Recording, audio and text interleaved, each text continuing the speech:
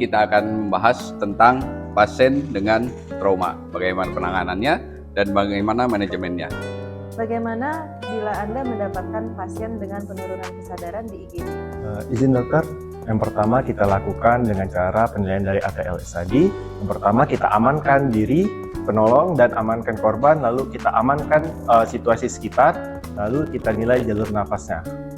Kita patenkan jalur nafas agar menjadi aman. Setelah jalan nafas aman, selanjutnya apa yang dilakukan? Saya ingin mencoba menjawab. Jadi setelah dilakukan RW, dilakukan itu breathing. Jadi di breathing itu dicari kelainan dan juga dipastikan ventilasinya baik agar ventilasi ke otak baik. Setelah breathing, apa langkah selanjutnya? Tadi dilakukan pemisahan RW, dokter, breathing, dan dilanjutkan dengan pemisahan sirkulasi.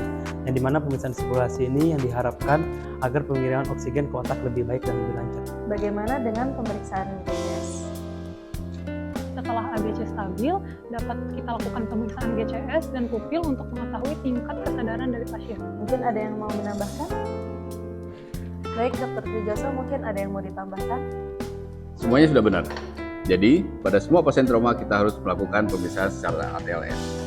Pertama, kita lakukan proteksi diri, kemudian kurangi pergerakan pasien, kemudian baru kita lakukan pemeriksaan primary survey.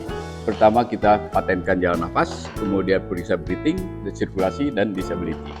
Ya, pada setiap tingkatan, pada setiap step kita lakukan pemeriksaan. Pertama, cari kelainan.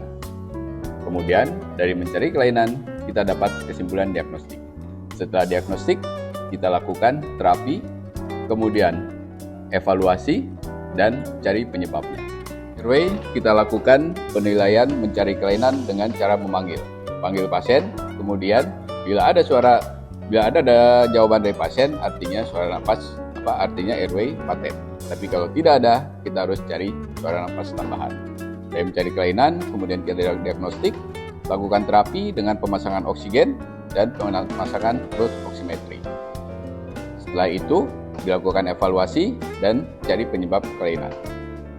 Setelah RW paten, baru kita lakukan pemeriksaan breathing. Pemeriksaan breathing pertama kita cari kelainan.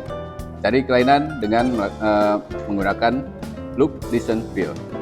Kemudian setelah cari kelainan, dapat kelainan, kita lakukan diagnostik.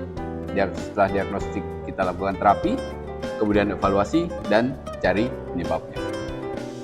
Selanjutnya, C atau sirkulasi, kita melakukan pemeriksaan berupa pemeriksaan tensi, nadi, dan juga memeriksa CRT pada keempat ekstremitas pasien. Setelah A, B, C stabil, selanjutnya kita melakukan pemeriksaan GCS. Untuk pemeriksaan GCS, silakan lihat link di bawah ini. Begitulah pemeriksaan pada pasien-pasien dengan penurunan kesadaran. Semoga berguna untuk kita semua. Terima kasih.